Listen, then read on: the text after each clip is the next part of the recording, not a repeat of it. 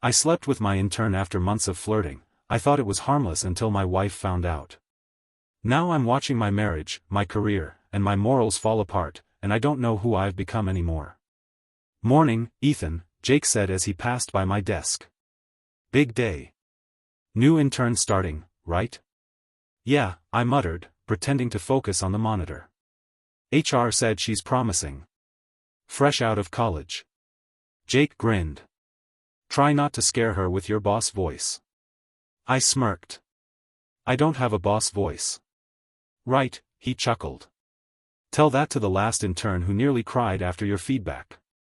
Before I could reply, I heard a soft voice behind me. Excuse me, Mr. Cole? I turned. She stood there, bright-eyed, confident, holding a folder like it was armor. You must be Haley, I said. Yes, sir. First day. She smiled, a little nervous but steady. Drop the "sir," please, I said, gesturing to the chair. We're not that formal here. She laughed lightly. Okay. Ethan, then. There was something about her tone, respectful, curious. I told myself it was just first-day energy. So, what brings you to marketing? I asked. I like stories, she said quickly. I like how brands tell them. I want to learn how people listen. That caught me off guard. That's a good answer. Most say they just need credits. Well, she shrugged, I want to be more than average. Jake peeked in. New intern surviving her first interrogation? Haley laughed. Barely. After introductions, I gave her the tour. She asked questions about everything, the systems, the clients, even how I take my coffee. Black, I said. Figures, she teased. You look like someone who doesn't do sugar. I smiled despite myself. And you? Too much cream, she said. Sweet things make long days easier. That became a small ritual. Every morning she'd walk in holding 2 cups, one black, one creamy and sweet. By the 3rd week, it felt normal. Too normal. Haley, you don't have to get me coffee every day, I said once. I know, she replied, handing me the cup anyway. But you look like you need it. I always look like I need it, I joked. She tilted her head. Maybe you do. Her eyes lingered a second too long. Or maybe mine did. At home, Lauren noticed the changes first. You've been working late a lot, she said one night while clearing the table. Projects piling up, I answered, avoiding her gaze. Still, she said softly, you used to text me when you stayed late. I didn't realize you noticed. I notice everything, Ethan. The silence that followed was heavier than usual. Back at work, Haley filled the quiet spaces I avoided at home.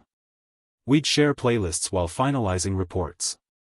I'd joke about being old, she'd laugh and call me dramatic. One afternoon, she said, you don't seem like someone who laughs much. Work keeps me serious, I replied. Or maybe you just forgot how, she said. Her words hit me harder than they should have. Maybe you're right, I murmured. She smiled. Then I'll remind you. The way she said it, playful but gentle, made something stir in me that shouldn't have. Jake noticed. You two seem close, he said one evening when Haley had just left. She's just eager to learn, I replied quickly. He said. Just be careful. Office rumors spread faster than emails. I frowned. There's nothing to spread. I hope not, man. You've got a good thing at home. I know, I said, though the words felt heavier than before. That night, Lauren asked, do you still like your job? Yeah, I said. Why? You talk about it more than you talk about us lately. I didn't realize, I said quietly. She smiled, tired. You never do until it's too late. Her words stayed with me the next morning. When Haley walked in, cheerful as always, I forced a smile. Rough morning? She asked. Something like that. Then I'll make it better, she said, placing a muffin on my desk. Chocolate chip. You look like someone who forgets breakfast. Do I have a sign that says, tired husband or something? I joked. She laughed. You give off needs a friend energy. For a moment, the noise of the office disappeared. It was just her, kind eyes, warm smile, a softness I hadn't felt in months. I don't need a friend, I said quietly. Then what do you need? She asked. I didn't answer. I couldn't. Later that day, I caught myself watching her during a meeting, how she scribbled notes, how she listened. I felt something shift, something dangerous. When the meeting ended, she looked at me. Did I do okay? You did great, I said. Better than I expected. She grinned. So you had low expectations? Not low, I said. Just cautious. I like that, she replied softly. You don't seem like someone who trusts easily. I don't, I admitted. Maybe you should, she said. Not everyone hurts you. Her words hung between us. I wanted to believe them. That evening, as we left the office together, she said, "Thanks for being patient with me." You make it easy, I said before realizing how it sounded. She smiled. That's good to know. When I got home, Lauren was asleep on the couch. I stood there watching her, the TV flickering in the dark. I wanted to wake her, to talk, to bridge the distance I'd built, but my phone buzzed. A text from Haley, "Thanks for today. You're a great mentor." I stared at the screen longer than I should have. Then I typed back, "You're doing great. Proud of you." I set the phone down, but the guilt didn't fade. It started with coffee. Just coffee. But deep down, I knew it wouldn't end there. New haircut? I asked when Haley walked into the office. She grinned. You noticed. It's hard not to, I said before realizing how it sounded. I mean, it suits you. Smooth recovery, she teased. You should teach that in management training. I laughed, maybe too long. Yeah, I'll add it to the syllabus. Flirting became part of our rhythm. Harmless, I told myself. Just banter. Nothing dangerous. One evening, she texted, "Should I go shorter?" Attached was a photo, her hair tucked behind one ear, smile playful. I stared at it too long. My thumb hovered before I typed, "It's perfect the way it is."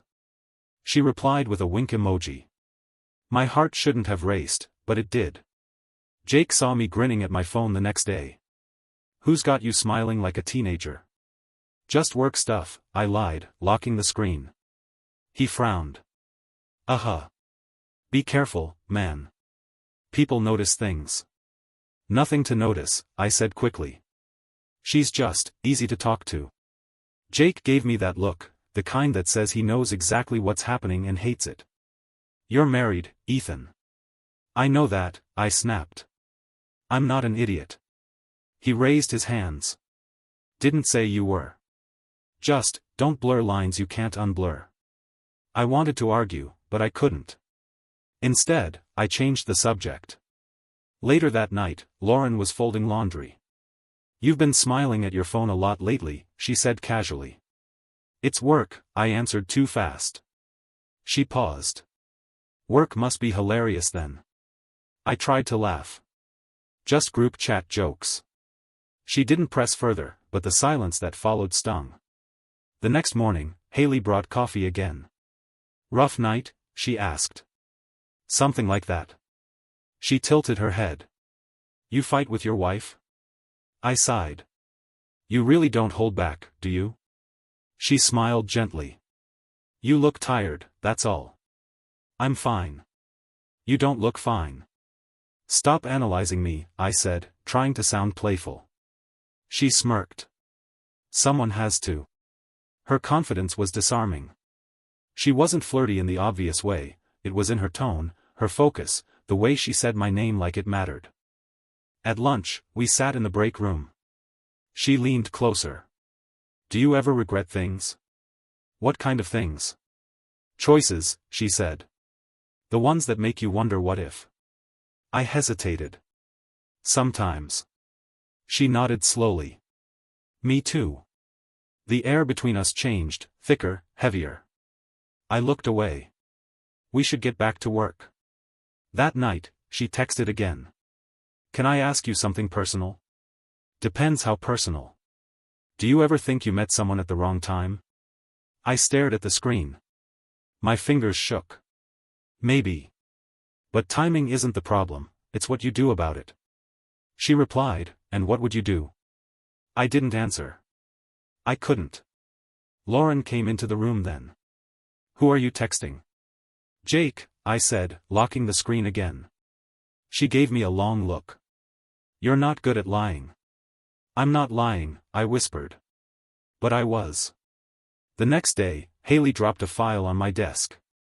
You okay? She asked softly. Yeah. You seem distracted.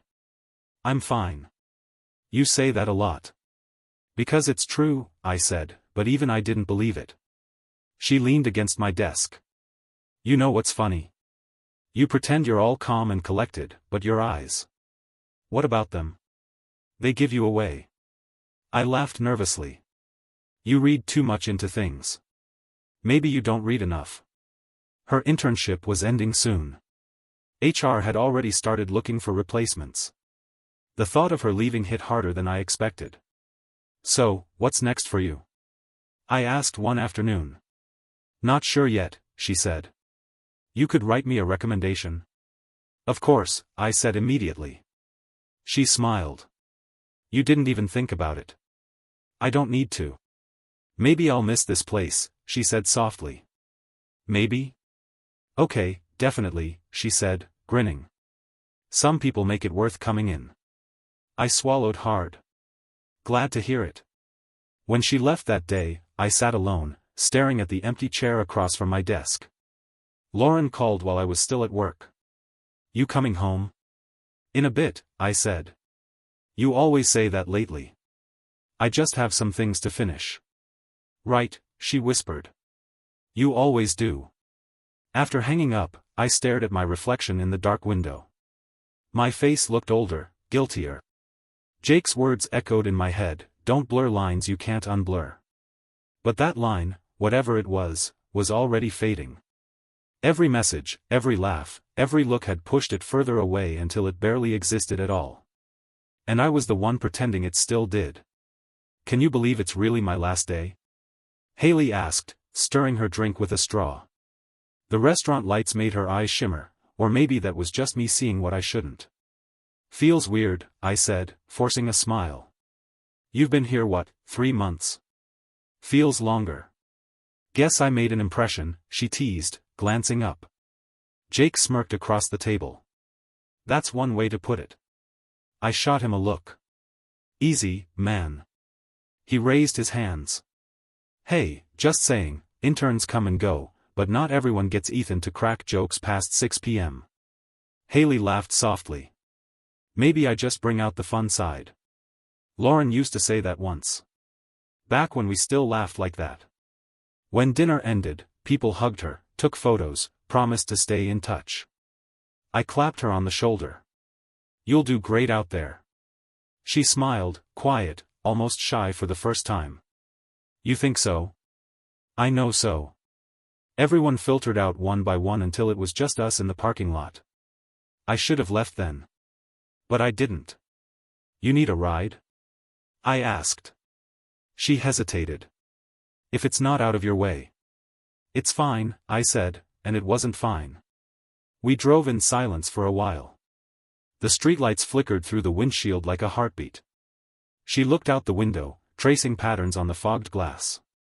So, she started softly, you really won't miss me at all? I laughed quietly. Of course I'll miss you. You made work interesting. Interesting? She smiled faintly. That's a safe word. What word would you prefer?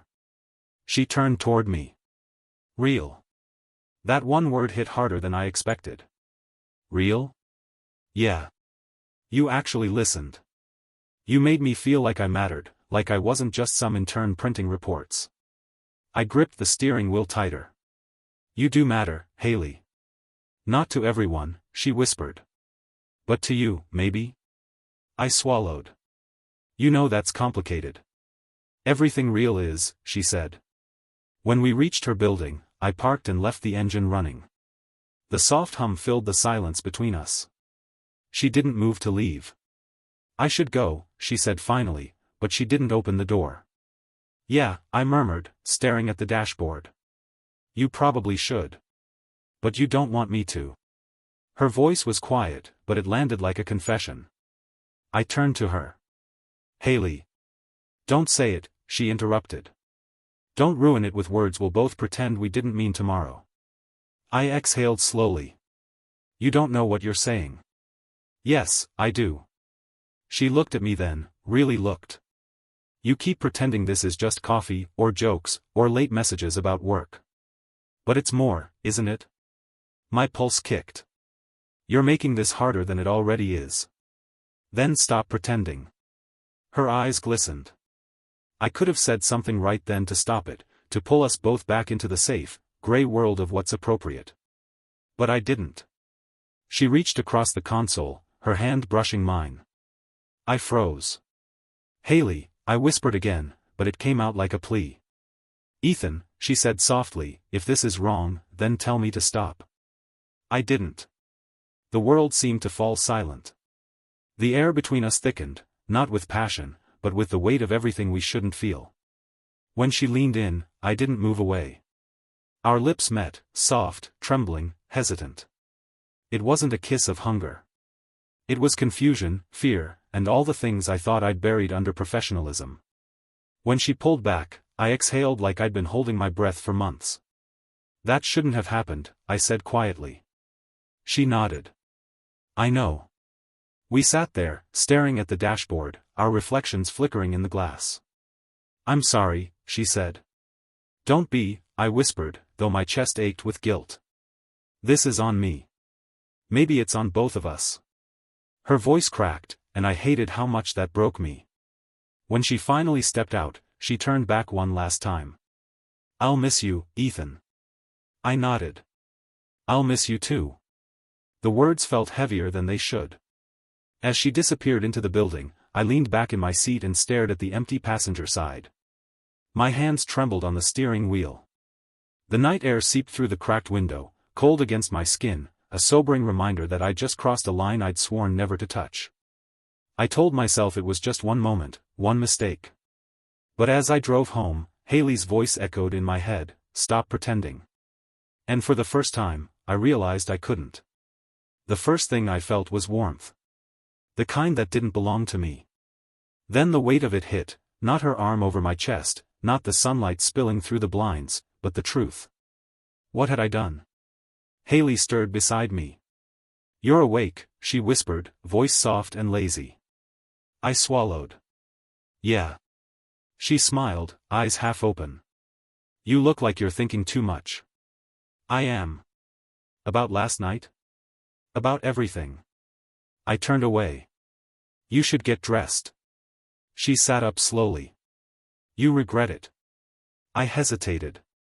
"I don't know what I feel right now." "Liar." Her tone wasn't cruel, just certain. "You felt something." "I know you did." "I did," I admitted. "But that doesn't make it right." She exhaled, tugging her sweater on. "So that's it? We pretend it didn't happen?" "I have a wife, Haley." The word sounded heavier in the daylight. "I made vows." "And you broke them." I flinched. "Don't say it like that." "How else am I supposed to say it?" she asked. "You can't erase what happened."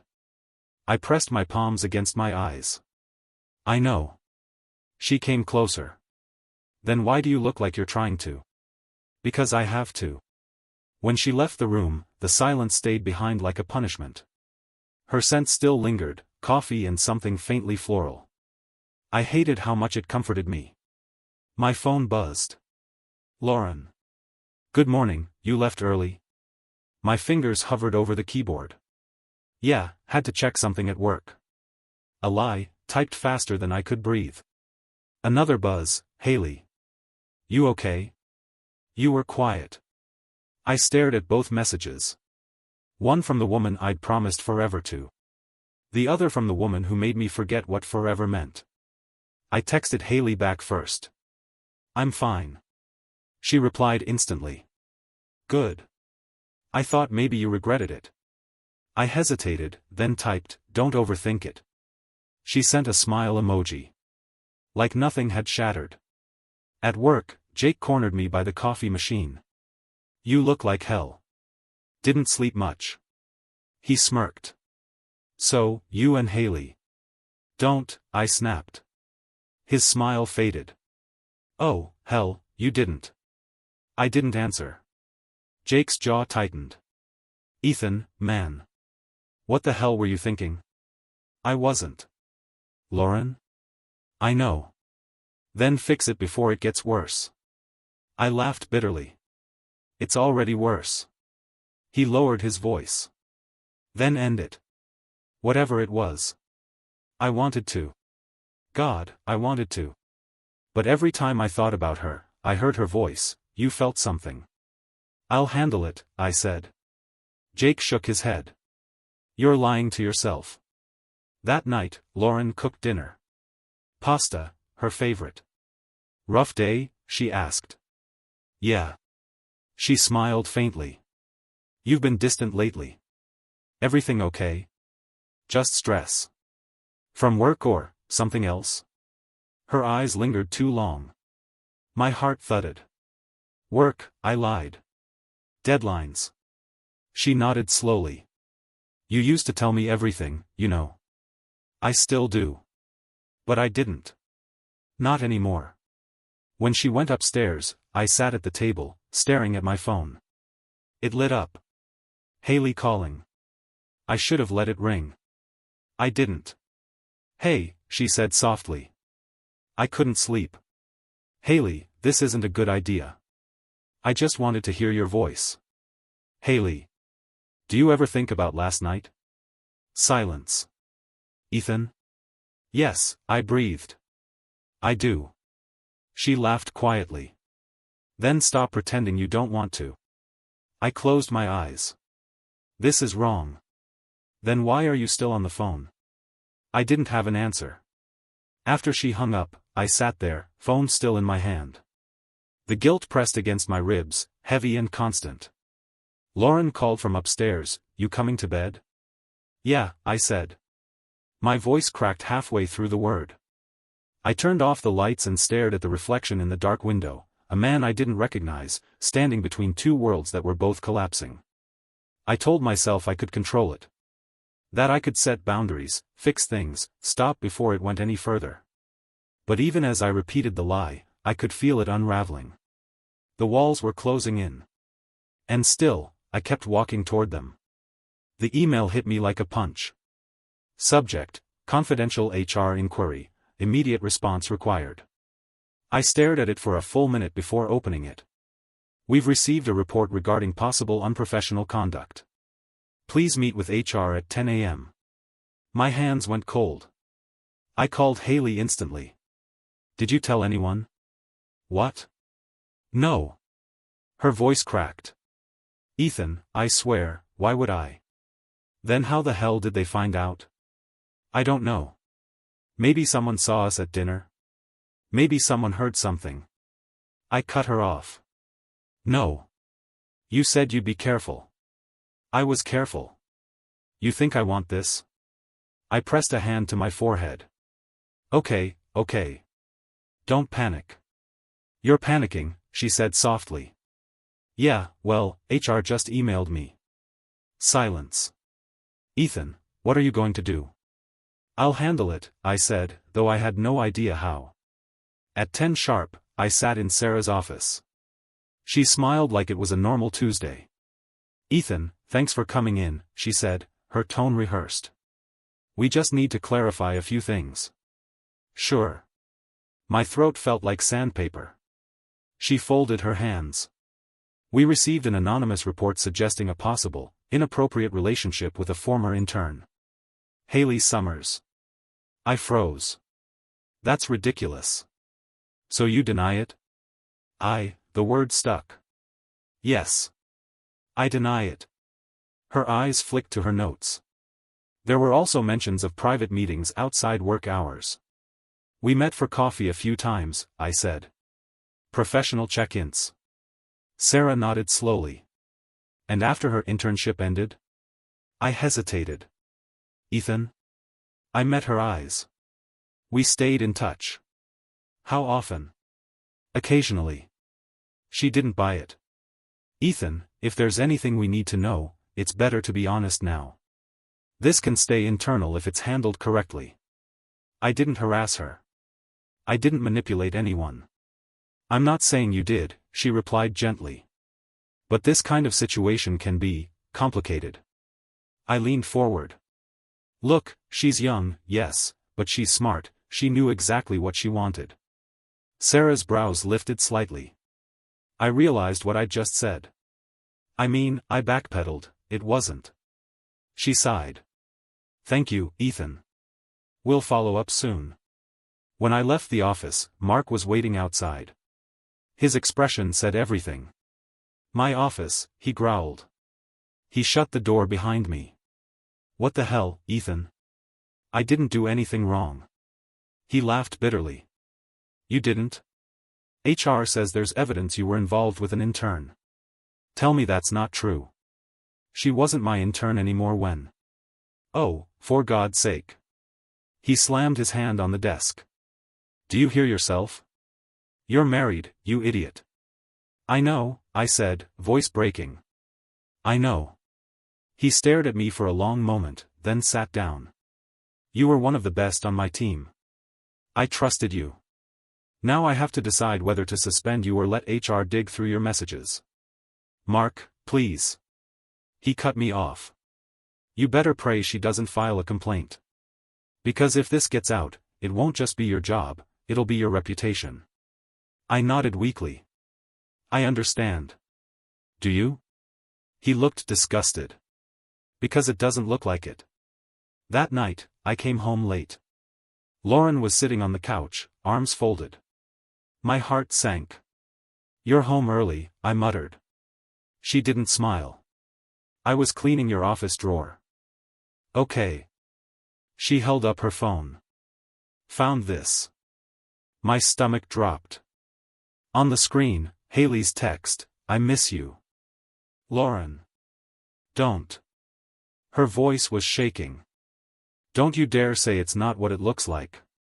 It's not that simple. It never is, she snapped. Who is she? Lauren, please. Who is she? Her name's Haley. She was an intern. Her face went pale. An intern? She's not anymore. Oh, that makes it better, she barked. Tell me, Ethan, do you get some thrill out of ruining everything we built? I didn't mean for this to happen. You cheated, Ethan. Her voice cracked on the word. I flinched. I know, I whispered. I'm sorry. Sorry, she laughed bitterly. You don't look sorry. You look scared. I am scared, I admitted. I love you, Lauren. It was one mistake. One mistake, she repeated. You lied. You hid it. You made me feel insane for asking questions. I didn't want to lose you. Then why'd you do it? I had no answer. Tears welled in her eyes. You think saying you love me fixes this? No, I said quietly. But I still do. She shook her head. You loved her, too. I didn't. Don't lie to me, she screamed. Do you know what it feels like to look at your husband and see a stranger? I took a step closer. Lauren, please. Stay back, she said coldly. You disgust me. Her voice broke on the last word. I packed a bag in silence. Where are you going? I asked softly. She didn't look at me. You're the one leaving. Lauren. Get out. I froze. Out, Ethan. Before I start hating you more than I already do. I stood in the doorway, keys in my hand, and looked at her one last time. I didn't mean to destroy us. She didn't answer. When the door slammed behind me, the sound echoed louder than her voice ever could. Outside, the night was cold. The street empty. My phone buzzed again. "Haley, are you okay?" I stared at the message until my eyes blurred. For the first time, I didn't know who I was anymore. The moment I stepped into the office, I felt it. Whispers, quick glances, half-smiles that weren't friendly. My name carried a weight now, heavy and ugly. "Ethan," someone muttered as I passed. I didn't answer. I couldn't. By lunch, the rumor had spread like wildfire. Every corner, every cubicle, eyes following me, judgment hovering in the air. Is it true? I wanted to scream at them all to shut up. I wanted to disappear. Instead, I shoved my tray in the fridge and left. Later, my phone buzzed. "Hey, can we meet?" "Haley." I didn't respond immediately. I didn't want to see her. Not because she did anything wrong, she hadn't, but because she was a living reminder of my failure, my shame. I called her anyway. "Fine." "Where?" "Park by the river." "Quiet. I don't want anyone seeing."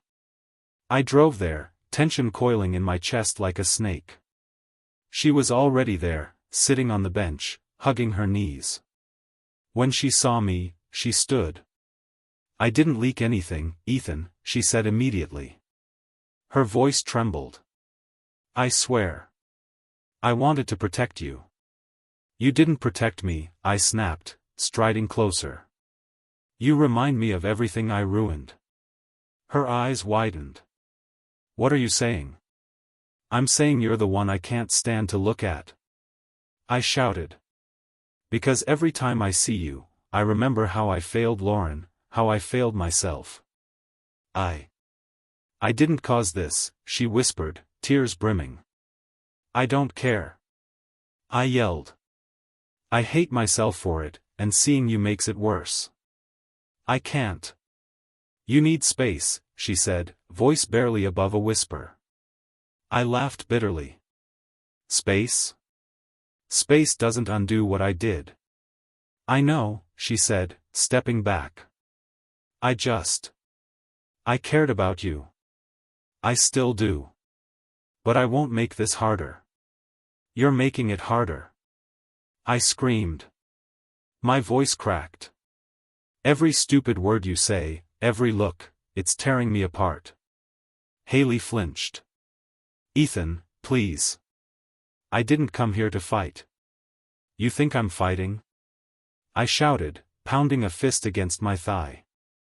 "I'm losing everything. I've already lost Lauren. My career's in flames. And it's because of me." She reached out, hesitating. "Ethan. Don't," I barked, holding up my hand. "I can't even look at you without hating myself." Her shoulders shook. "Then stay away." "I'll leave, okay?" "No." I said immediately, but it was weak. I wanted her to stay, even as I blamed her for existing in this nightmare.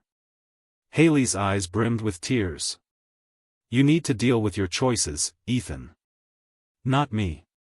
I didn't make them for you." I sank onto the bench beside her. My head in my hands. I don't know how to fix this. I thought I could control it." "You can't," she said softly. "Not everything. You have to face it, alone." I swallowed hard, shaking. I ruined everything. My wife, my friends, my work, me. "I know," she whispered, voice breaking. "And it hurts me to see you like this. But I can't be the crutch you lean on." I didn't argue. I couldn't. The truth hit me harder than any insult or accusation. I need you to go," I said, voice hollow. She hesitated. Okay." She stood slowly, tears streaking her face. "I hope one day you forgive yourself." "Don't say that," I muttered. "I don't know if I can." I'll walk away now, she said, taking a step back. I watched her go. Each step took a piece of me with her. When she disappeared into the shadows, I felt the emptiness press against my chest, heavy and suffocating. I stayed on the bench long after she left, alone with the quiet. My phone lay beside me, silent. The whispers at work, the judgment, the collapse of everything I'd built, it all came together in that emptiness. The city lights reflected off the river, mocking me with their calmness. How could they be so peaceful while I was crumbling? I realized then the true cost of my choices. Not just the lies, not just the whispers, not just the anger and the loss, but the way I destroyed the version of myself I used to believe in. I didn't move for a long time. The chill of the night pressed against me, and I let it. For the first time, I let myself feel the full weight of it. And in that silence, I understood, I was alone, completely, and the path back, if there even was one, would be brutal. When I unlocked the front door, everything felt wrong. The air was still, heavy, like the house was holding its breath. My suitcase waited by the stairs, already packed. I hadn't even touched it yet. Lauren was sitting at the dining table. No makeup. No expression. Just stillness. "Lauren," I said quietly. She didn't answer. "I came to get my things," I continued, my voice breaking halfway. She nodded once, mechanical, distant. Her fingers tapped against the table, slow, rhythmic. "I didn't mean for." "Don't," she said flatly. That one word sliced through everything I'd rehearsed. I need to explain." "There's nothing left to explain." Her tone wasn't angry, it was worse. It was cold. Final. "Please," I whispered. "You deserve to know what really happened." "I already know," she replied. "You slept with her." I flinched. "Lauren, I..." She looked up at me for the first time. Her eyes were red but dry. "Don't say you're sorry. Don't say it was a mistake. You made choices. You knew exactly what you were doing." "I was lost," I said. "I was under pressure, confused." "Confused?" she repeated softly. "You were married, Ethan." "I know that." I shouted, instantly regretting it. My voice echoed against the walls, hollow. She didn't flinch. "Do you?" "I loved you," I said desperately. "I still do." She looked at me, her expression unreadable. "You loved the version of me that forgave everything. That woman's gone." "I'm not asking for forgiveness," I said. "Just a chance to make things right." Her silence said everything. "I wake up every morning wishing I could take it back," I went on. "Wishing I could undo every stupid second that led to this." She pushed a folder across the table, crisp white papers inside. My throat tightened. "What's this?" "Divorce papers." I stared at them.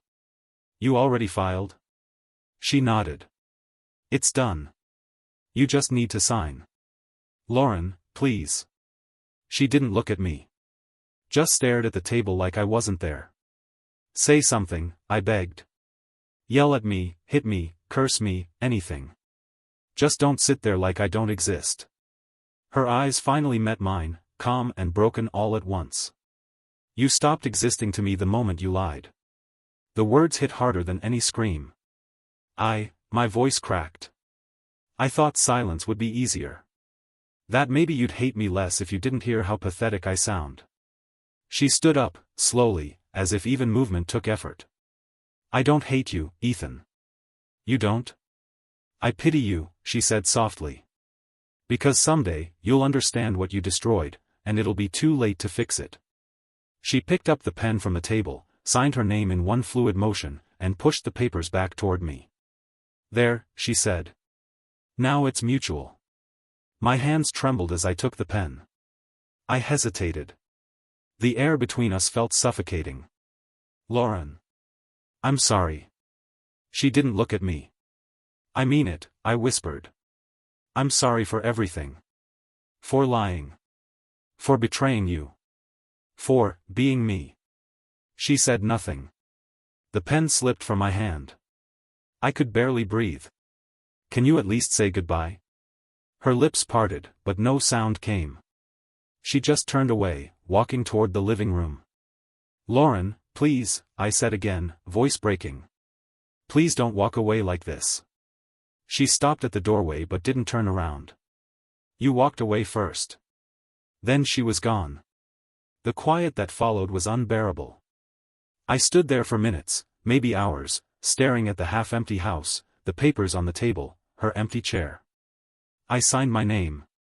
Each letter felt like a nail in a coffin. When I finished, I folded the papers neatly and placed them beside her pen. I looked around one last time, the framed photos, the fading smell of her perfume, the faint hum of the refrigerator. Every piece of this house was hers. I was just a ghost moving through it. As I dragged my suitcase out the door, my reflection caught in the hallway mirror. I didn't recognize the man staring back. His eyes were hollow, his face drawn. That's when I realized it, I hadn't just lost my wife. I'd lost the man I used to be. And no apology, no explanation, no desperate plea could bring either of them back. I hadn't expected to hear from Haley. Not after everything. Not after the office whispers, the HR investigation, the divorce, the humiliation. I was trying to rebuild, or at least survive, and then her message appeared. Ethan, can we talk? I need advice. I stared at the phone for a long time, fingers trembling. What's the point? I muttered aloud. I can't even fix myself. Her reply was almost immediate. Please. I don't know who else to ask. I closed my eyes, running my hands over my face. She's lucky I even see this, I said quietly. Lucky I don't block her like I should. A week later, I finally agreed to meet her at a small cafe near the river. I didn't want to. I wasn't strong enough for this. But I couldn't say no either. She was already there, fidgeting with the cup in front of her. Her hair was tied back now, serious expression, almost professional. Ethan, she said, voice low.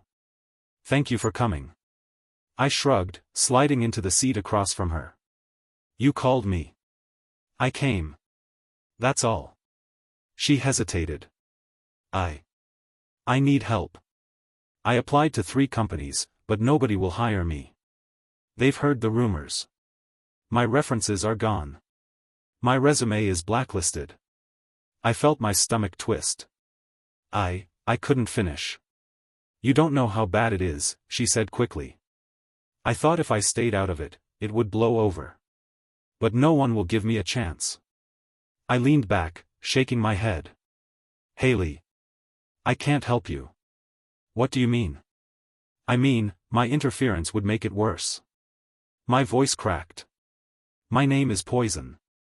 The same scandal that ruined me ruined you, too. If I try to talk to anyone on your behalf, they'll just blacklist both of us.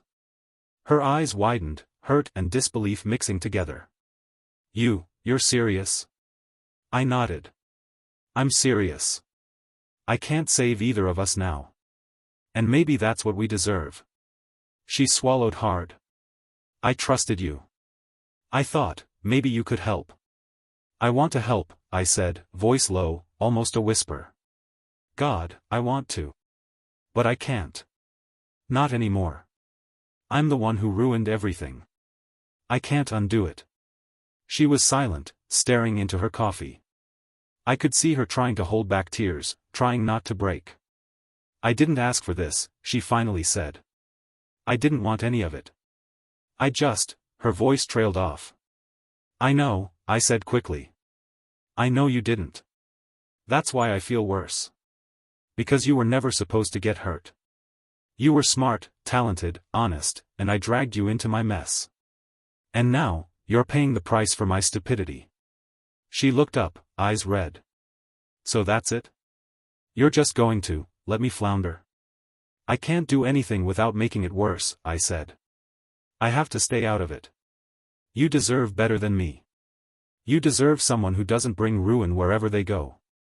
Her hands shook slightly on the cup. I can't believe it. I trusted you. I know, I said again.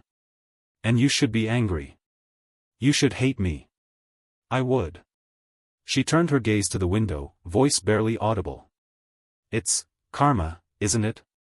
I didn't answer right away. I wanted to. I wanted to scream and beg for forgiveness, but I knew there was nothing left to say. Yes, I whispered finally. Karma doesn't scream. It whispers. Slowly. Quietly. And it doesn't forget.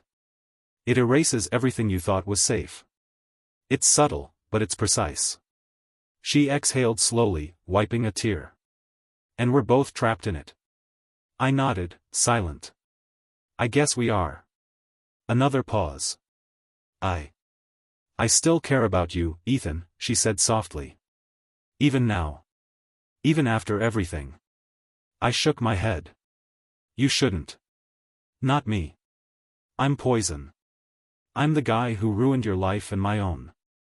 You deserve someone who doesn't drag you down. Someone who won't make you pay for their mistakes. She looked at me, a mixture of hurt and understanding. Then this is goodbye? I swallowed hard. Yes. I think it has to be. For both our sakes. Her lips trembled. You really do mean it? That you won't try to help? I mean it, I said. I can't save either of us now. The only thing I can do is walk away and hope that you survive this without me dragging you further down. She nodded slowly, standing. I understand. I guess. I'll try. I'm sorry, I whispered, voice cracking. I really am. She looked at me one last time, tears glinting in the sunlight, and then she walked away. I watched her go, swallowed by the crowd, and felt the truth settle like a stone in my chest. Karma doesn't scream. It whispers. And it had whispered to me slowly, erasing everything I thought was safe, my career, my wife, my pride, and even my ability to help the one person I cared about most. And now, I was left with nothing. The apartment is silent. No hum of the fridge, no distant voices, no laughter. Just me, the dim light, and the quiet that has settled like dust over everything I used to call life. I scroll through my phone, unread messages from people I once called friends. None of them matter anymore. None of them remember me the way I remember them. I hear a knock at the door. My heart jumps, but it's just the wind rattling the frame. I mutter to myself, even ghosts don't visit me here. Then my email dings.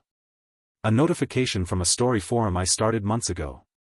I wrote something yesterday, half drunk, half distracted. I open it. Comments. Some sympathetic, some cruel. Why did you let it happen? You deserve this. I feel sorry for Haley more than you. I close the laptop. Silence again. I pick up my phone.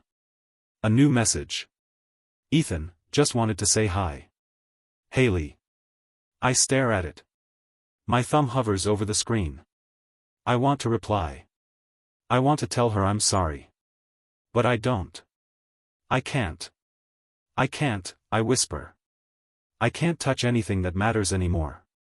I put the phone down and start typing in my story form again, fingers trembling. Words spilling out, raw, unfiltered. I don't justify. I confess. I destroyed everything chasing something that wasn't even real. I reread it and wince. The truth hits harder than anything. I hear footsteps in my mind, laughter that isn't there, Haley's smile. She looked so happy. I ruined it all, I whisper aloud. I open a notebook I bought a year ago, blank pages waiting. I start writing her name over and over, imagining her life without me, imagining the freedom I stole from her with my selfish choices. Why did I do it? I ask the empty room. Why did I chase something I didn't deserve? I think about Lauren. Her silence, her pity, her final words. You walked away first. I walked away, I say to no one. And yet I feel like I'm still running. I read the last email she sent me before she cut all ties. Just 2 words. Be better. I close my eyes. That phrase echoes in my head. Be better. What does it mean when you can't even recognize yourself anymore? I think of my dreams now. They're haunted by her, Haley. Sometimes she's laughing, sometimes crying. Always beautiful, always unscathed by the disaster I caused. I can't go back, I whisper. I can't fix it. I scroll through old photos. My wedding. Lauren smiling, unaware. Haley at the office, joking. Each image a knife twisting in my gut. Why did I throw it all away? I murmur. Why did I betray the ones who loved me? I write again. My confession spilling into the digital void. Love isn't always a feeling. Sometimes it's the weight of the people you've hurt. Sometimes it's realizing you're the reason someone smiles less, sleeps worse, fears trust. A comment appears. It's brave to admit it. I stare at it. Brave? Maybe. Or maybe it's desperation. I remember Jake, my old friend. If he saw me now, he wouldn't recognize me. I can almost hear his voice. You've got to face it, Ethan. Stop hiding. I am facing it. That's the only truth left. Every day, every hour, every breath, I face the wreckage I made. I don't write to get sympathy. I don't write to find forgiveness. I write to own it. My phone buzzes again. Another message from Haley. I hope you're okay. I stare at the screen. My thumb hovers. I type a reply. I delete it. I type again. Delete again.